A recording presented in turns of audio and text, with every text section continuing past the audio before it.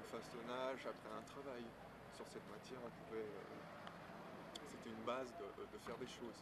Et après, très vite, je me suis rendu compte que, je te dis, au bout de 2-3 ans, je me suis rendu compte qu'on pouvait faire autre chose que plus ou moins de l'artisanat ou des petites choses un peu kitsch.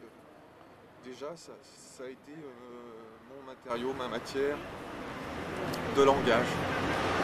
Une résignation, c'était une envie, pour moi, j'envisageais le futur par ce biais-là. Et c'était un moyen aussi de parler, c'était un moyen de communiquer, quoi, tout simplement, autrement que, ou d'une manière plus approfondie que par la parole. J'ai jamais eu vraiment l'envie de parler. Je ne suis pas quelqu'un qui parle facilement. Donc pour moi,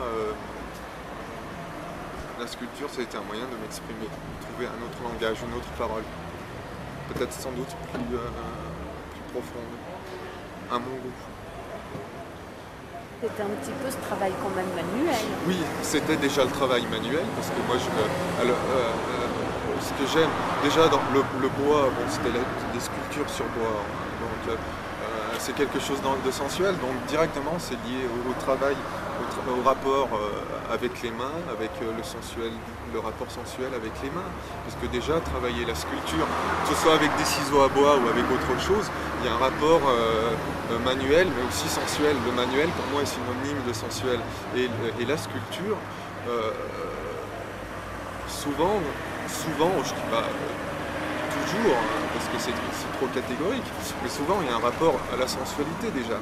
Parce que tu vois une sculpture du 18e où tu vois un brancusi ou un harpe, ou une sculpture de harpe, il y a ce rapport sensuel, il y a une envie de toucher. Chose que je retrouve pas forcément dans la peinture. Détaché après. Je m'en suis détaché parce que oui, parce que c'est pas que ça la sculpture ou la création. C'est pas simplement un rapport de sensualité ou une envie directe comme ça de faire des choses. Après, je pense que cette envie, elle se raffine, elle se complique. Ça devient peut-être sans doute après plus une envie intellectuelle ou simplement une envie d'expression déjà. Plus qu'un confort, un confort de sensualité, quoi, ou un confort de mise en forme conformiste par rapport à l'artisanat. Et c'est les beaux-arts qui ont un peu provoqué ce déclic, enfin ce changement. Non, ça s'est fait avant. Ça s'est fait avant, c'est-à-dire que quand j'ai commencé à faire de la sculpture artisanale, une sculpture dans une MJC, donc c'est très relatif au MJC tout ça. Bon, j'ai fait ça pendant 2-3 ans, et à un moment il y a eu une rupture, c'est-à-dire à un moment j'ai plus rien fait. Déjà parce que j'étais plus dans la disponibilité de le faire géographiquement. Et bon, il y a eu une coupure comme ça pendant 2-3 ans. Il y a eu une coupure, et à un moment donné à un moment donné j'ai retrouvé cette envie de faire quelque chose, mais avec un plus très important, c'était le plus créatif. C'est-à-dire envie de faire d'après mon idée. C'est-à-dire que tu as d'abord commencé par un point de vue, simplement par une envie de la matière, et après, cette envie a été un peu satisfaite, donc je m'en suis un peu lassé. Et donc il y a eu un laps de temps assez long, 2-3 ans, c'est assez long, où je me suis détaché un peu de ça, où j'ai plus envie de retrouver ce côté sensuel. Et après, cette envie m'est revenue, mais sous une autre forme, sous la forme de la créativité, c'est-à-dire l'envie réellement de parler à travers la sculpture. Parce qu'à cette époque-là, c'était encore la sculpture. Et tu n'as pas rencontré d'autres personnes? Si, j'ai rencontré Pierre Rousseau qui m'a bien aidé dans cette envie de créer, dans cette envie de mettre en forme quelque chose que j'ai dans la tête, c'est-à-dire de mettre en forme un langage. Et des livres qui t'ont marqué, des choses? Ça n'a pas été des livres, ça a été tout simplement d'aller voir des expositions, des manifestations artistiques. C'est comme si c'est à travers les expositions, que ce soit dans des galeries ou des institutions, que j'ai trouvé ce goût à la création. Parce que quand on voit Armand, par exemple, Armand... Où j'ai retrouvé cette intrigue que je pouvais avoir quand j'étais gamin, quand j'ai vu Armand, un documentaire d'Armand et des nouveaux réalistes. Et maintenant, comment par rapport à tout ça? Par rapport à quoi? Par rapport à mon passé? Par rapport à tous ces changements que tu découvres? C'est une évolution.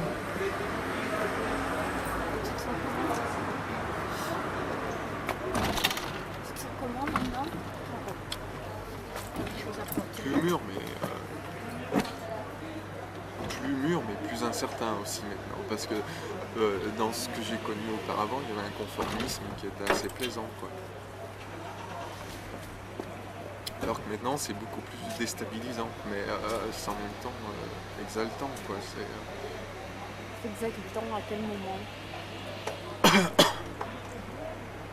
C'est exaltant de savoir qu'on peut, mettre en forme tout ce qui me passe par la tête, ou plus ou moins tout ce qui me passe par la tête. C'est exaltant de savoir que je peux toucher à 36 matériaux, mais le but c'est pas de toucher à 36 matériaux, c'est de mettre en forme ce que je pense, ce que je dis. Parce qu'au début, quand tu as vu l'émission d'Armand, c'est pas tellement un technique. Ouais, mais il n'y a pas eu qu'Armand.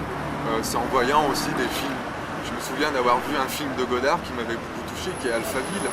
Et je me souviens aussi d'avoir vu d'autres documentaires, des choses. Donc ça a été un tout, à la base du déclic, de l'envie de. Ça a été une progression, hein, ça s'est pas fait du jour au lendemain, c'est au fil du temps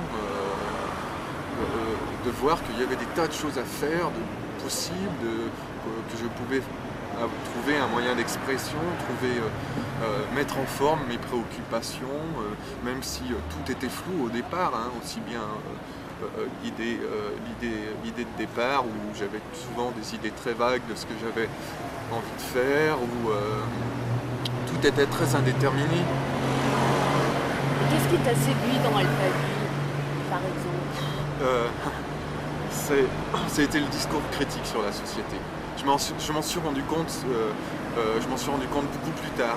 Au début, je ne savais pas ce qui m'avait séduit, et c'est en voyant Alphaville une deuxième fois que je me suis rendu compte que ce qui m'avait séduit dans ce film-là, c'était le discours critique de la société. Enfin, moi, j'y ai trouvé un discours très critique de la société. Par rapport à ce que tu voyais toi-même, ou par rapport à ce qu'on t'en a dit? Par rapport à ce que je voyais moi-même. Parce que ce qu'on m'en avait dit de Godard, on m'en avait dit très peu de choses. Pour moi, c'était... voilà.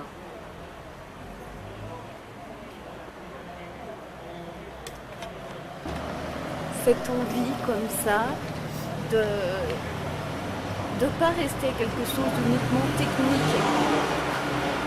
Parce que j'avais quelque chose dans la tête, comme on peut dire, comme on dit.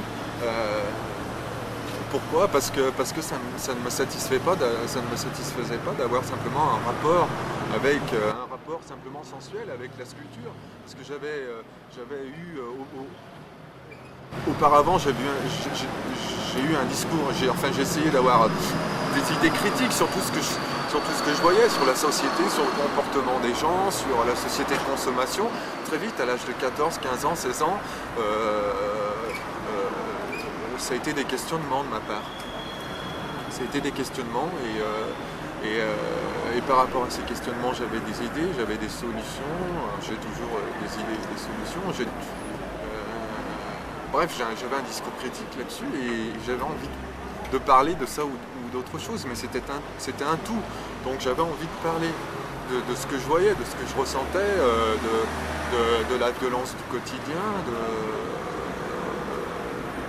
de tout, quoi, de la vie en somme, de ce qui m'entourait, de la façon dont je me sentais mal à l'aise un peu de partout, parce que c'était très vrai. Voilà. Et tu penses que ce n'est pas unique Tu peux aussi mettre en image ce que tu ressens. C'est pas forcément un discours critique. Non, mais moi, ça n'a pas été... Enfin, si, c'est vrai que j'ai mis en image ce que je ressentais, parce que parfois, c'était des douleurs ou des joies. Mais oui, mais c'est un tout, ça, c'est ce que je ressens, c'est par rapport à la réalité du monde, par rapport à la réalité du quotidien, par rapport au quotidien. C'est le quotidien qui fait que je ressens ou que je ne ressens pas, ou que j'ai de la joie, ou du bonheur, ou de la tristesse. Donc tout ça forme un tout. C'est la vie en fait qui fait que... Est-ce que tu pourrais donner une définition de l'art qui soit la tienne?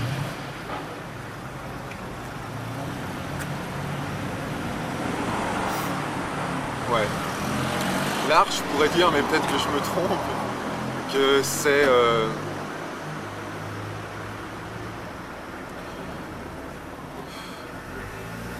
que c'est une façon de vivre autre chose et autrement, mais surtout je crois que c'est un peu la défense de l'individu. Sans art, il n'y a pas d'individu et d'individualité. Et tu trouves que par exemple on est dans une société qui bouffe l'individu et l'individualité. Qui la bouffe pas, qui la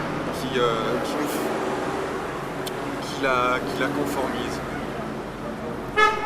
Qui la conformise et qui la met en forme, en fait. Qui synthèse tout ça. On n'a pas une société qui nous donne droit à l'individu et à l'individualité. On est dans une société qui modèle l'individu, qui nous donne des stéréotypes d'individualité ou d'individu. Parce que toi, Et c'est ce qui m'a gêné, hein, c'est ce qui me gêne toujours, c'est ces stéréotypes, c'est le conformisme et tout ce qui s'ensuit, quoi, tout le tralala, tout... voilà.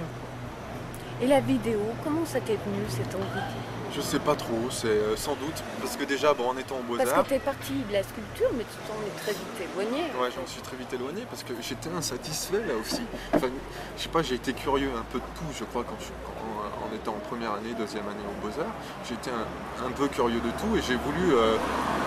j'étais pas satisfait de mes acquis, à l'heure où d'autres étaient déjà satisfaits de leurs acquis. Moi, j'ai toujours été insatisfait, et puis je crois que l'insatisfaction, c'est la base un peu de la création. Du moment où on est satisfait, je crois qu'on n'a plus qu'à changer qu'à faire autre chose, quoi. Donc l'idée de faire de la vidéo, ça n'a pas une envie de faire de la vidéo pour de la vidéo, c'est en voyant aux Beaux-Arts des vidéos d'art et puis des documentaires, des tas de choses comme ça, que je pense que c'est ce qui m'a donné le déclic d'avoir un rapport à la vidéo, même si pour l'instant ce rapport à la vidéo est très indéfini, très flou, très vague, très juvénile aussi, je dirais.